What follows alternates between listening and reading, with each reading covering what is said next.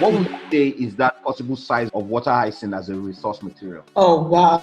You know, to be very honest, I couldn't even begin to estimate the potential size, because one thing is that it spreads. Okay. So the size today may not necessarily be the size tomorrow.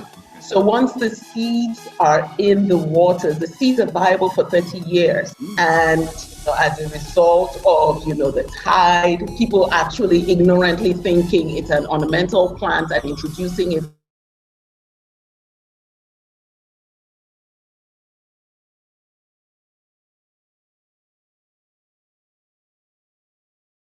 and transform it into an economic advantage.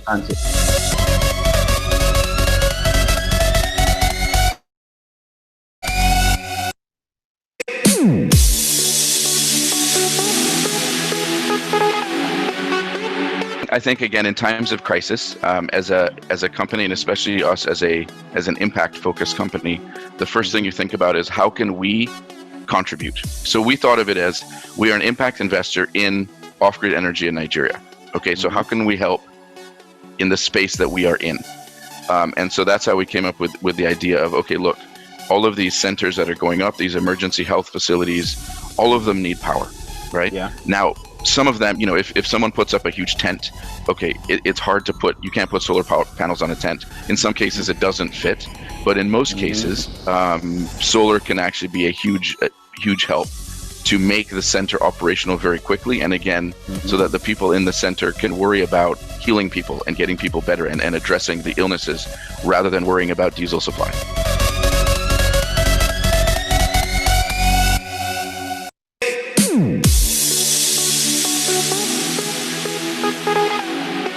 So OneWatt Solar leverages mobile technology to deliver tokenized digital 24/7 electricity. We call it energy decentralization and democratization of energy at about 10 cents, that is Nigerian 36 naira per kilowatt power, to eligible users. Of course, this is backed by our fintech blockchain technology platform.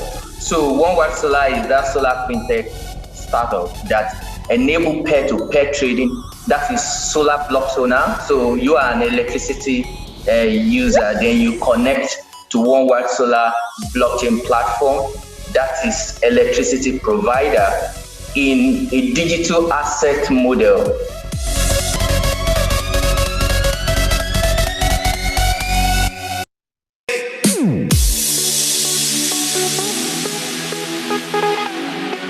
I've been very big on sustainable agriculture for a while, and then I heard of hydroponics and vertical farming, two systems, and I did a bit of research, and it just seemed like the perfect merger, to be able to use the benefits of those two systems, to achieve food security and combat all the problems we have.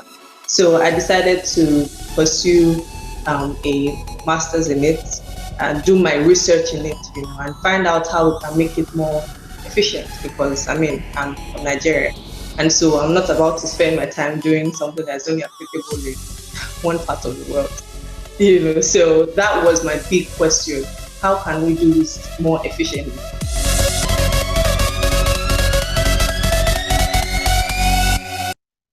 All right, so what are you? One young lady has found a creative way of turning this waste into gold.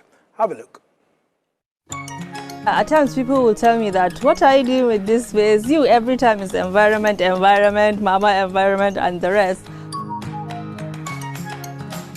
The reason why we started this is because it bothers us, the kind of wastes we generate in Nigeria and the world at large, because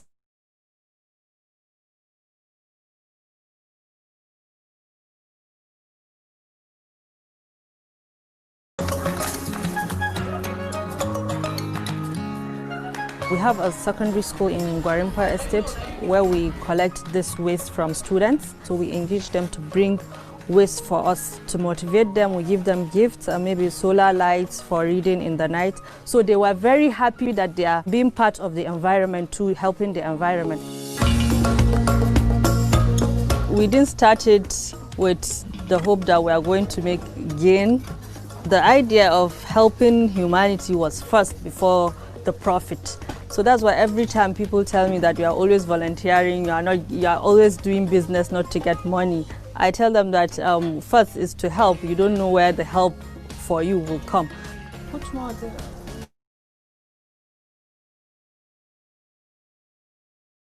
perspective that you help so many youth and so many people are involved in gaining from this business, because to make one interlocking tiles you need like 500 sachets of pure water. So that sachet of pure water is not only one person that is going to get it for you. So seeing that we involve so many youth is something that I feel very satisfied.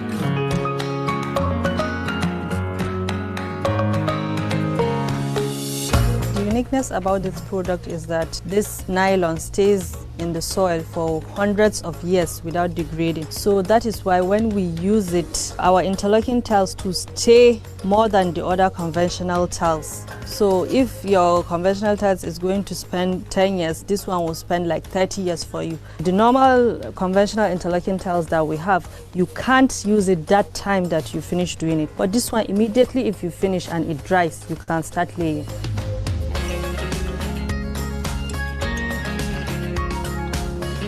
My wish is to rid Nigeria out of plastic, and especially Abuja, and also to see that our product is being used for making roads that don't have potholes, and building houses, building schools, building public toilets out of this plastic waste that we have.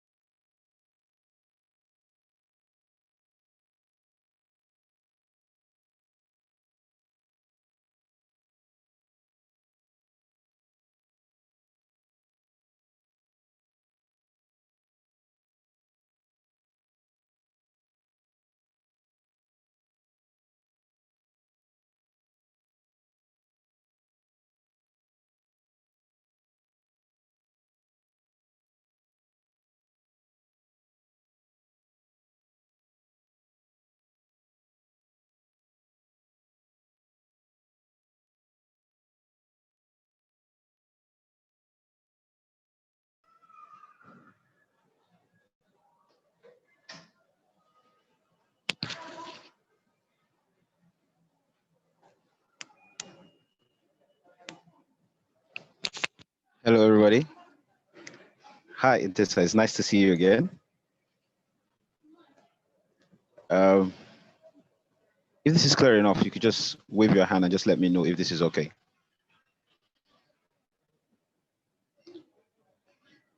All right.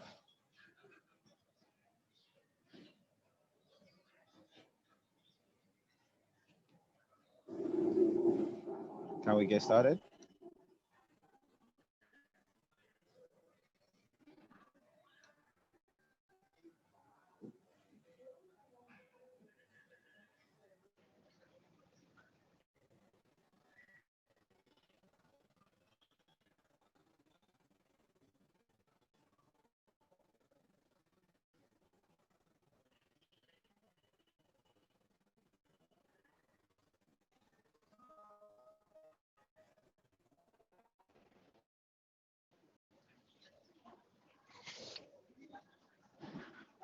afternoon, everyone. Welcome to this second edition of, rather the second season, if you allow me to say, of the Green Innovation Talks with Mr. Banks.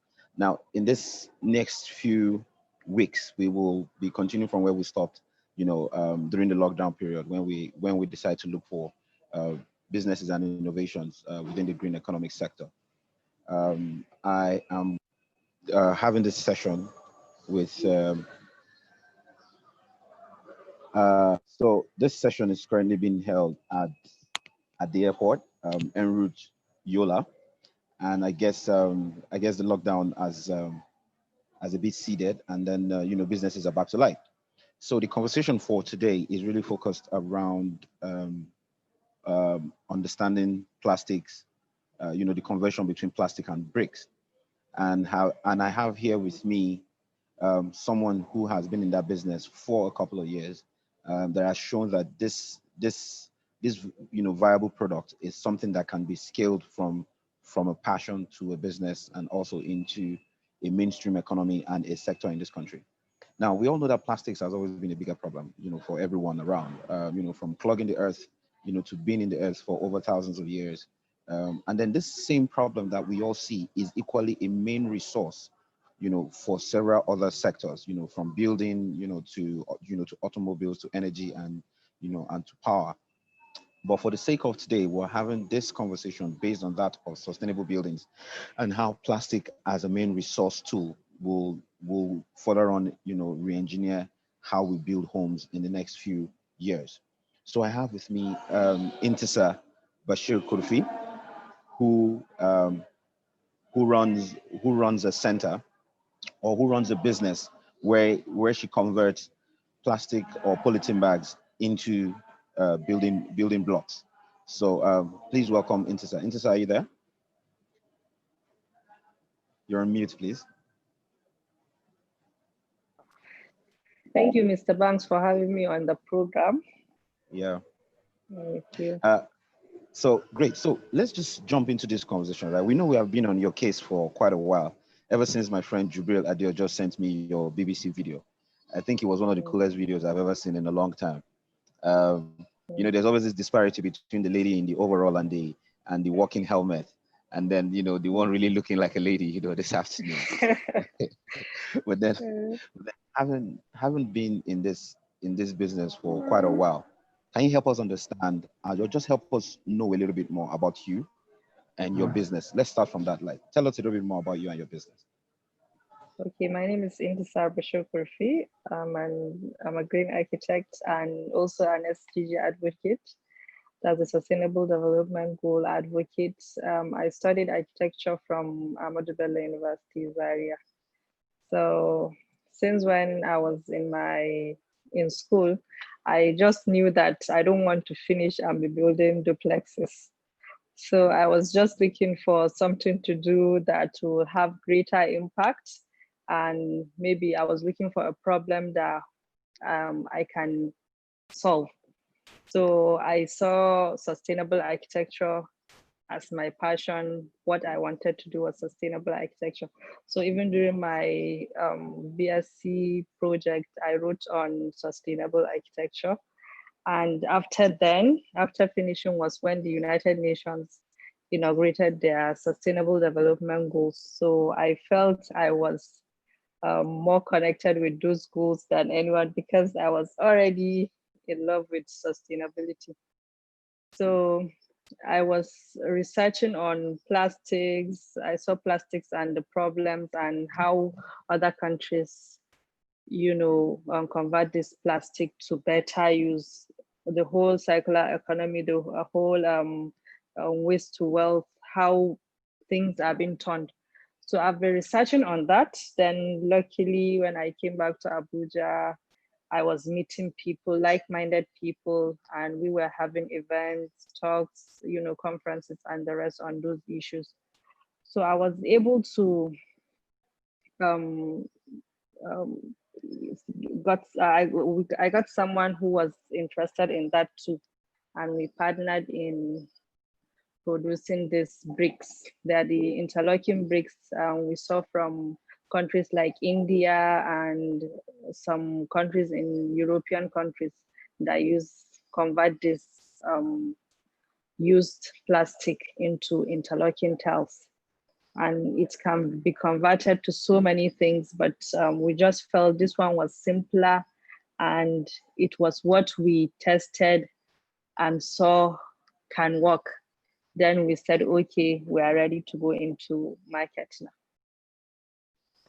But okay, so again, so we see that there's quite a linkage between, you know, understanding the role of what your academic discipline was and the research part of you coming up with this sort of innovation.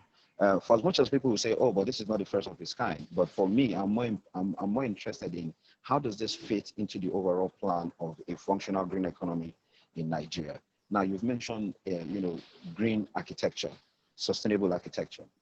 Just before we get into how the workings of the plastic to bricks business is, can you help us a little bit, you know, understand how this green architecture, you know, market kind of look like in Nigeria? It is something that you think is functional? Is it still at a very basic level, or do you think it's something that has grown to become a mainstream economy? Green architecture is, I think it's still at its basic level in Nigeria, because mostly I had problem. I always, you know, advocate to people, okay, you can go green, you can build your house with this and that. But, you know, people, if they don't see it, they said seeing is believing. So by the time they don't see it, they hardly believe you.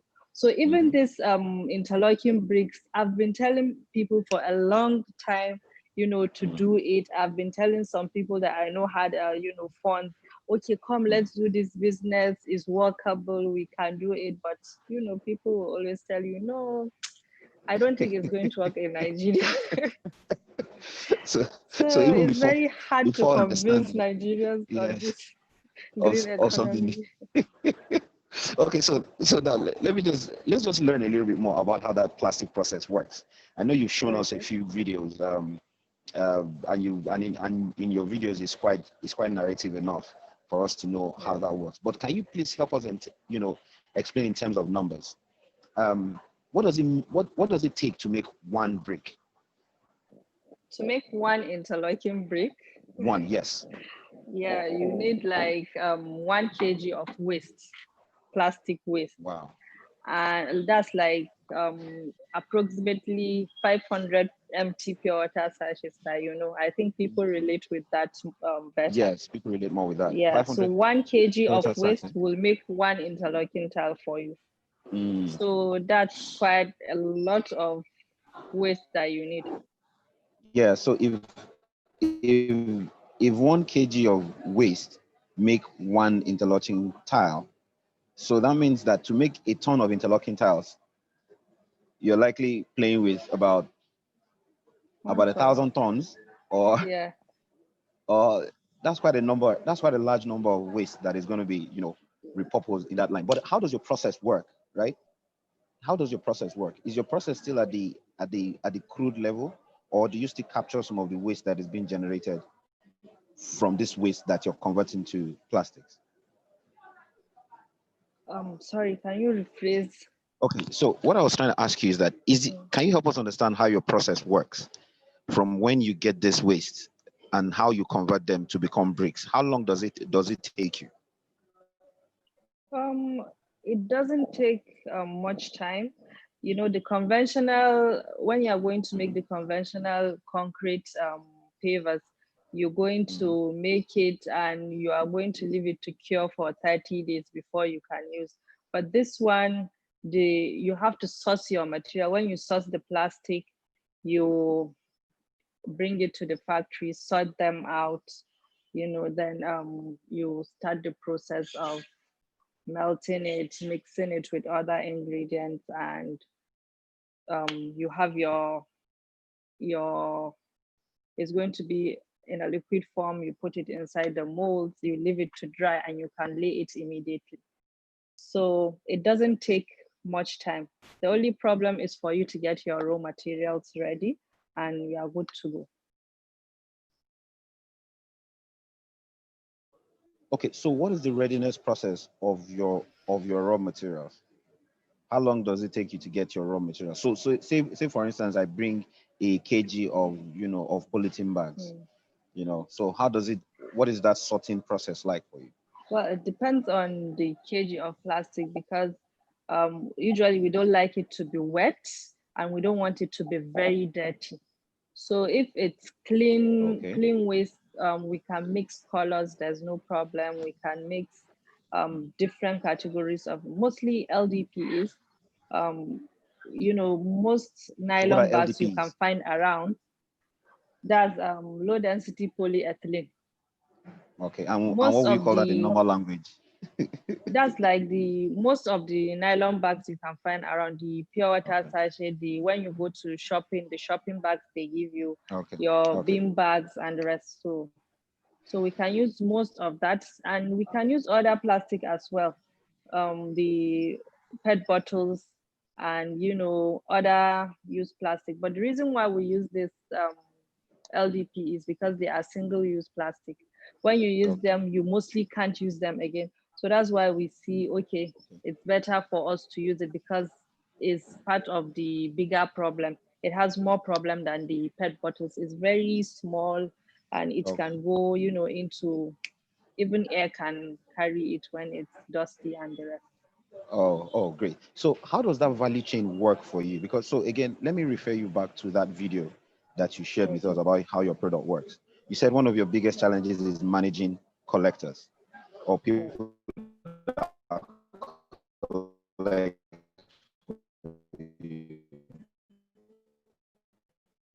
so can you help Sorry. our value chain that you have, like, so before you get different groups of value chain that you think is critical that can also become possibly another business for someone who would like to supply or service your own kind of business? Can you help us understand which of those critical value chain that really affects your own production, production process? Before we started, we thought that plastic was everywhere. We would not have problem of plastic. We would just gather all the plastic and work with. But really, when we came to the market, it was a different All game entire, entirely. ball and story. So we had to find ways of um, designing our own value chain now, our Okay. own supply value chain, because those scavengers and the plastic you see, most of them are very expensive to buy. So we couldn't buy from those big players because there are so many recycling companies that produce, sleepers, plastic mats, these tables, bean bags, and the rest. So they buy it at exorbitant high prices that we couldn't buy. So we had to organize our own people that will be collecting for us, and we buy off from them. Mostly, there are some widows that go to markets and get for us. We buy from them at reasonable price, and they are very happy to do it, and they get very qualitative materials that we need. And from the video, the school that we just went to the school to open a sustainable development goal. Are you there, Mr. Banks? Yeah, I'm here. Okay, so we went to the school to open Sustainable Development Goal Club for them. So it was Okay. after opening the club for them that we told them about, future jobs and what they can do, and sensitize them about this plastic waste. So we asked them to bring plastic waste for us. Then we'll measure and see who has the highest. So that we will be able to select those that will be part of the club, because we couldn't have all the students in the club. We wanted to select. So that was why we, engaged those children. I think 15 of them brought, 13 of them were female, only 3 were boys. So you can see that there are a lot of women in the Yeah. circular economy. So Yeah, there are a lot of yeah, women. I can because agree with at you on the that one. after the video, so many people were saying that we're exploiting kids and the rest, but it wasn't exploitation. Are you Yeah, because really? we just engage them and sensitize them on it, because what really they brought for us will not be enough maybe to do even 1 square meter of interlocking, and it was just one of. After that, we went for Corona Yeah. break. So, and we taught them how to make Okay. briquettes, and we wanted to do so many things with them, but Corona break stopped everything for now.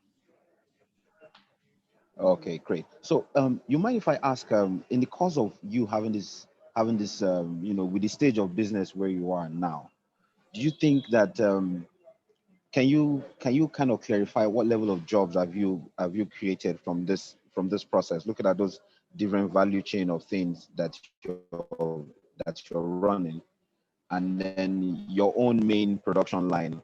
I mean, so help me look at it from 3 points: from the supply perspective, from your own production perspective, and then from the market in terms of when you yourself reach out to customers that need to use your service.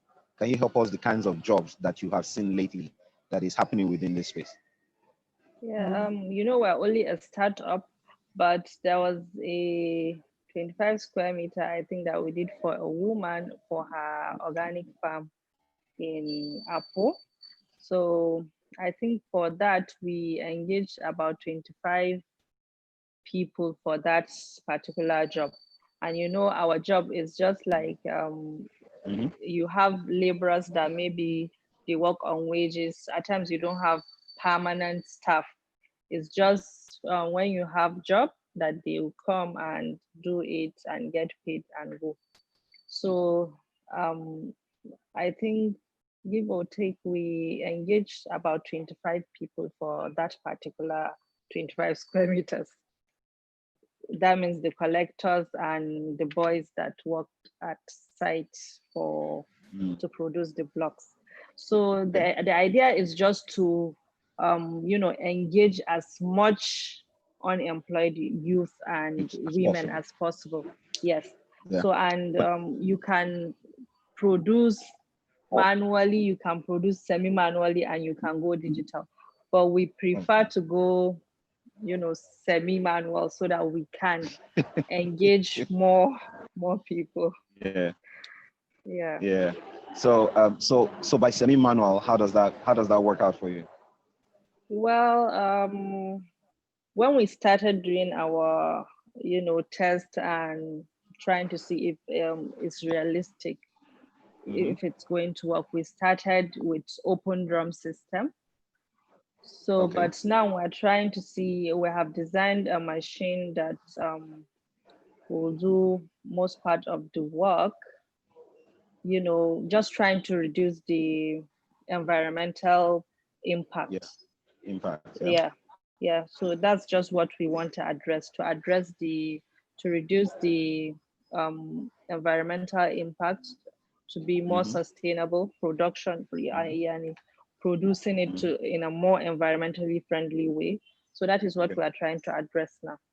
Okay. All right. So before my next question, I'd like to tell to our audience that are listening and that are also watching, if you've got a question, please send it to the Q&A or the chat room, and I will try my best to make sure Intissar also gets to answer your question. If the questions are not related, I will not read them. But again, if you've got any questions as they may be, please share them, and then we can take them up from here. So Intissar, help me understand how this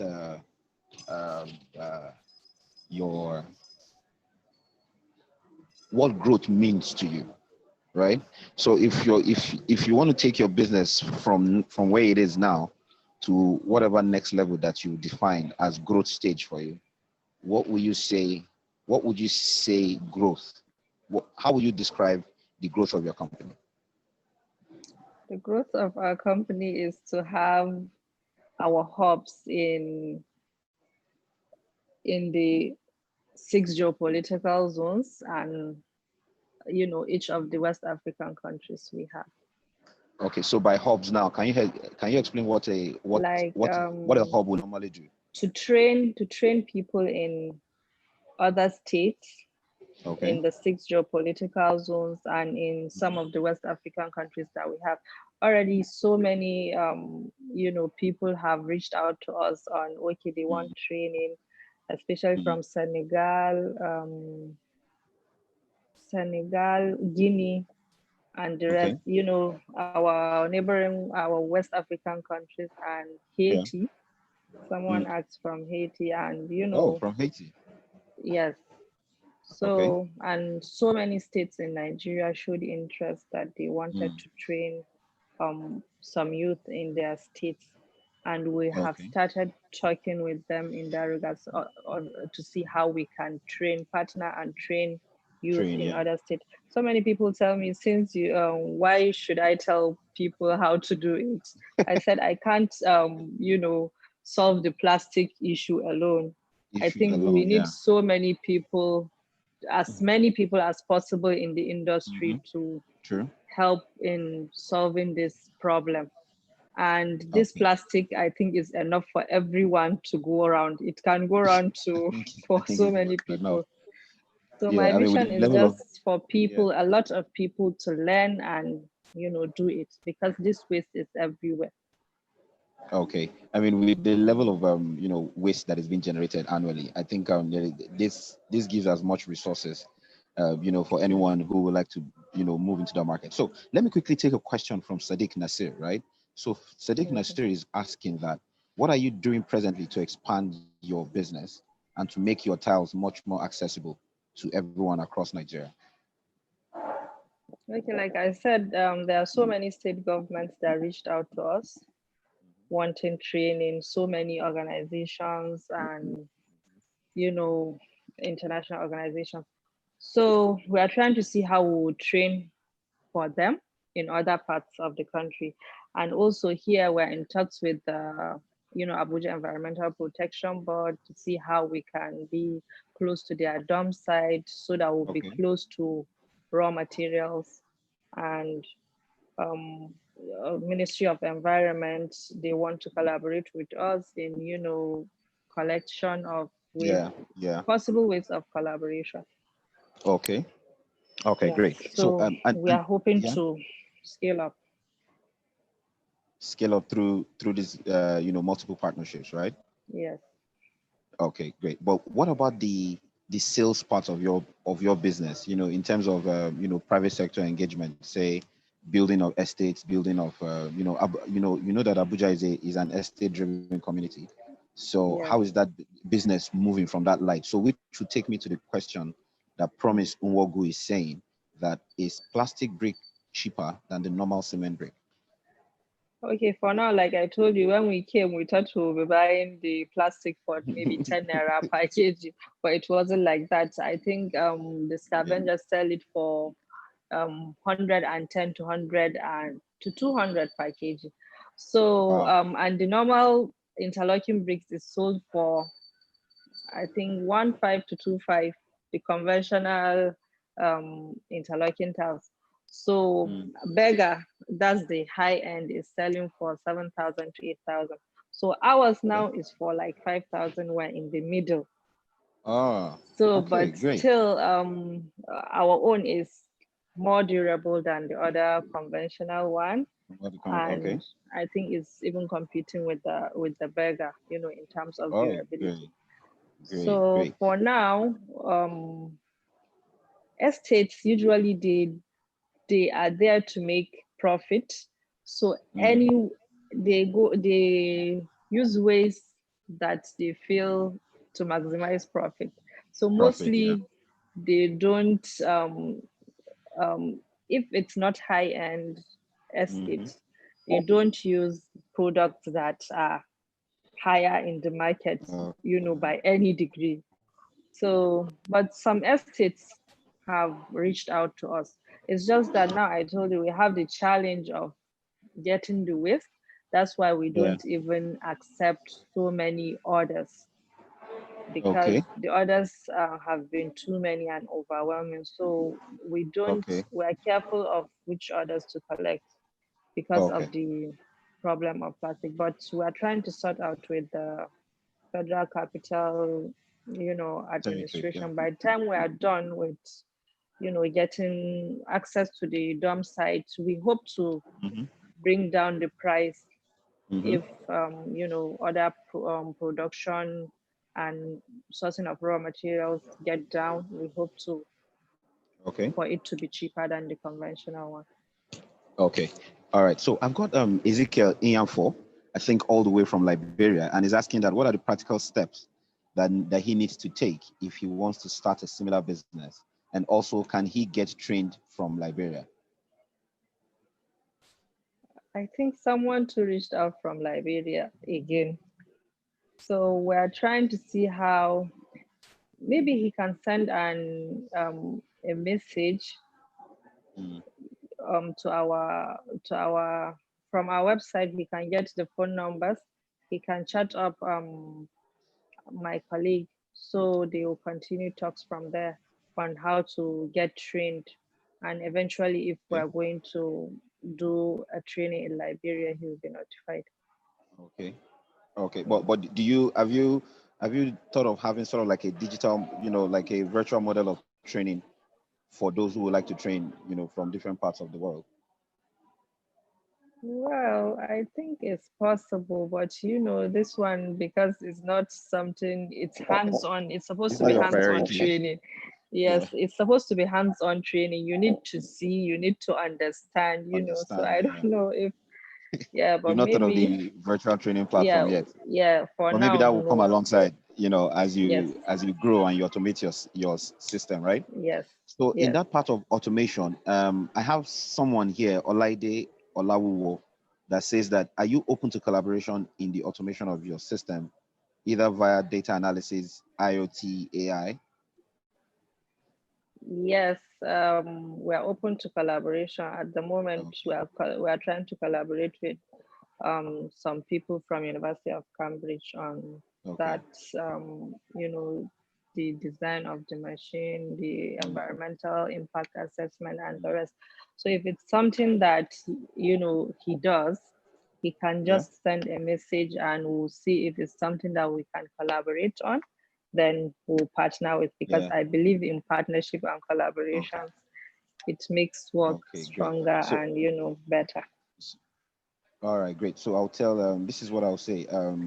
Olaide, I think you can reach out to Intissar. I'm sure at the end of this program, Intissar will also share details of how to get to her from both her website, emails, and all that. But let's quickly move forward to the next question. So there's Omolola Olowu, who is asking about your financing journey. How has your financing journey been? Are you looking for capital funds, or if there have been challenges raising it?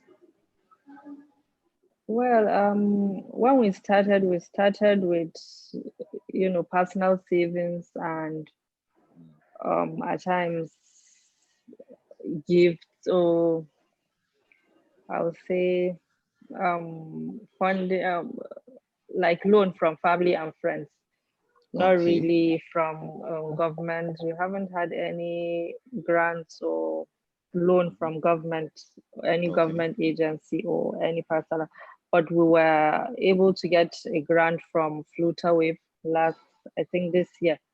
So it was the only grant we got, and it went a long way. And also we're trying to see if after setting up in the dump site, if we're able to, we want to see how we can access this, the new non-interest loan that the CBN is giving.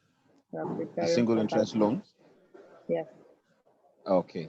All right. So I've got Halima Musa, who is asking, and I think this question is also nice, maybe to help in part of your, bespoke services for clients. So Halima Musa is asking that, what is the cost if she brings her materials? If she brings her materials, we can maybe see. Yeah, some people say, okay, what if they have the materials? How much is it going to be? Maybe we'll just remove the cost of material, and we'll add our own cost for the company and for wages of staff. But does that mean that you have to also help understand how many bricks are really needed, and then how many tons we need of that to know material how many that square you need? meter, she needs, and we'll tell her this is the quantity she needs for her project. Then she will get the materials, and she will supply us, and we'll make it for her. There's no problem. That's very easy for us. Okay, really, that's if people will be supplying their waste, it's very easy. So I guess if you want to do the interlocking of your house now, we should all start packing together all of our plastic and polythene bags. If we need to do, Yes. we need to do the interlocking of our houses. I mean, that's a very good, that's a bespoke, model. And Yes. I think so. Konyi Guachi, I hope I got it. Chukuma is asking that. Well, first, Konyi Guachi is saying well done and thank you for having time to talk Thank this you afternoon. too. And what her next question is, I don't think it's a he or her, but what the next question is what are the current challenges that you're facing in this plastic brick, manufacturing business? I think I've said most of the problem. Number one is the sourcing of the raw materials, Okay. and which we are trying to solve. Then maybe funding. So, but the funding issue too, we have applied for some grants, and there's a grant that already we have passed the first stage. We have submitted the second stage. We are waiting for the results. So we hope to get from, grants, because there are lots of grants for this in the green space that we're trying to explore. And also there's government loans now that are available for young businesses, which we are trying to explore too. But we don't want to go for the loan if we get the grants.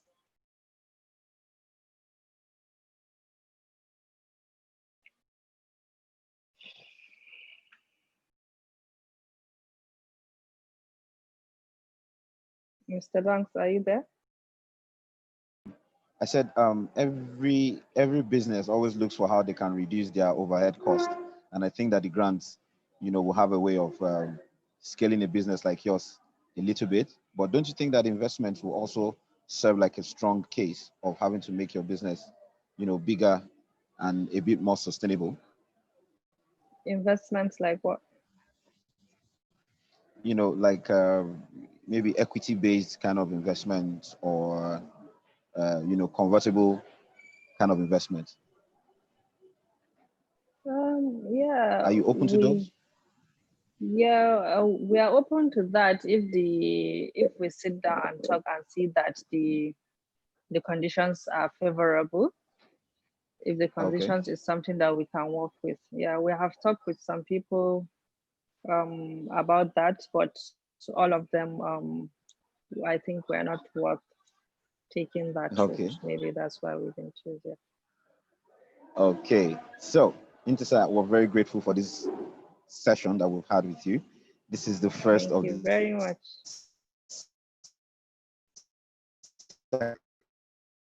of the second, set of markings at the NCIC. We think that in designing a program for both capacity building and also improving, the value chain on how we can scale up, the plastic, interlocking tile businesses, business in Nigeria. We think that working with you will also be a very good avenue, to be able to channel in some of those right kind of resources that can help scale your business and at the same time scale that market, a lot, faster and stronger. I will say that just before we leave, I will ask you to help us understand how everyone else here that have been trying to reach you, from Olaide to Ernest to Ezekiel to name them all. They've been trying to, they're all asking for both your contact details or how to reach your company. Can you just help Okay. us explain how Our we can get website is www.ifrique.com. IFRIQUE.com. Ifrique. Then Ifrique. Ifrique, yes, ifrique.com. Okay. That's the website. Then right. My email address is inti underscore KURFI@yahoo.com. Okay, great. I hope everybody heard that clearly. Yeah. The name of the company is Ifrique, so it's ifrique.com, and then her email is inti underscore kurfi at yahoo. Yahoo. Did you say yahoo.com?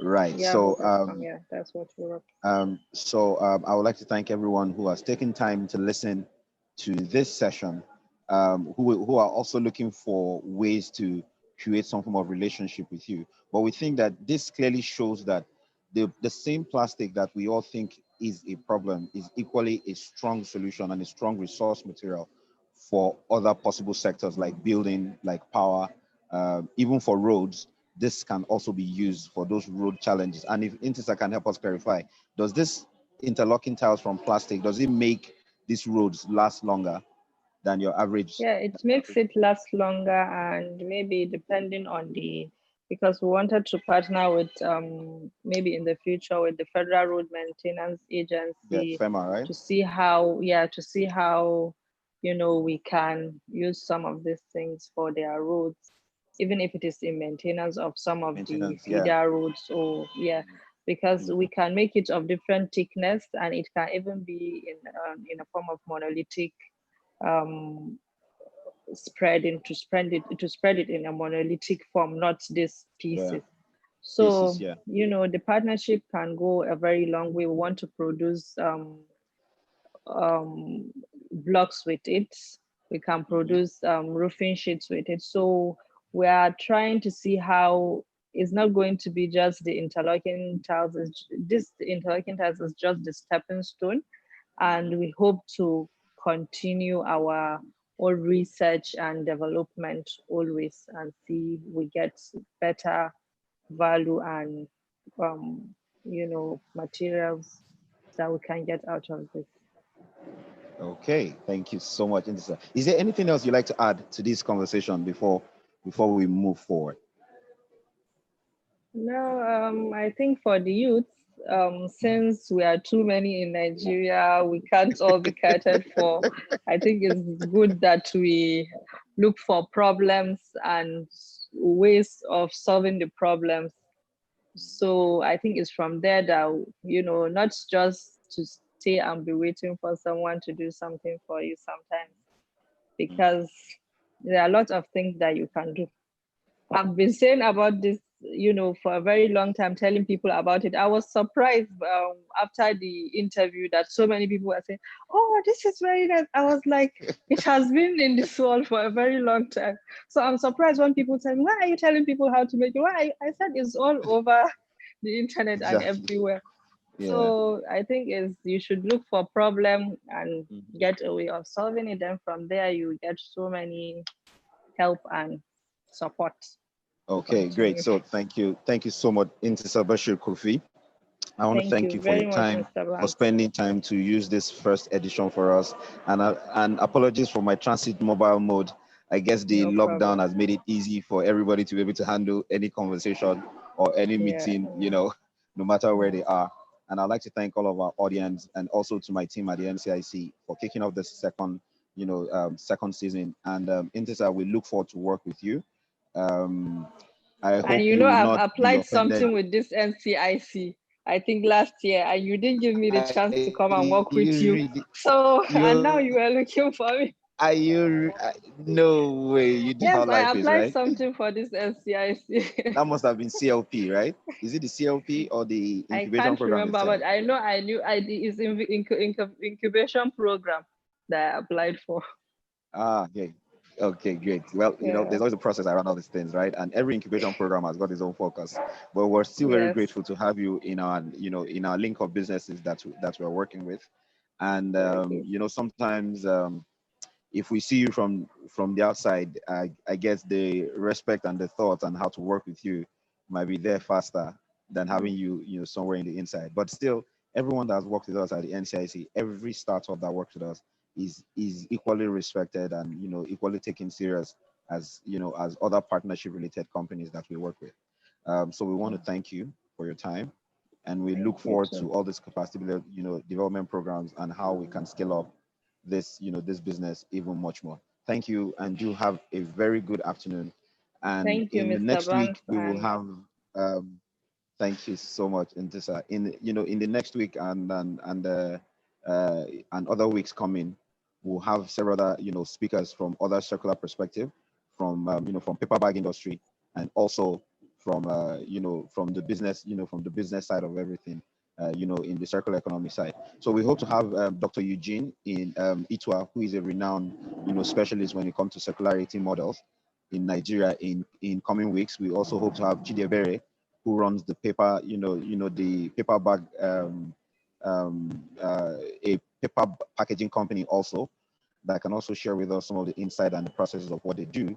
And we hopefully hope to have a, some form of surprise from a government official who we think is driving a very, a more forward-thinking system within the, within the agencies, that they work with to be able to grow the viability of a green economy in Nigeria. So I want to thank you all for your time, and I will see you again the same time next week. Do have a very good day.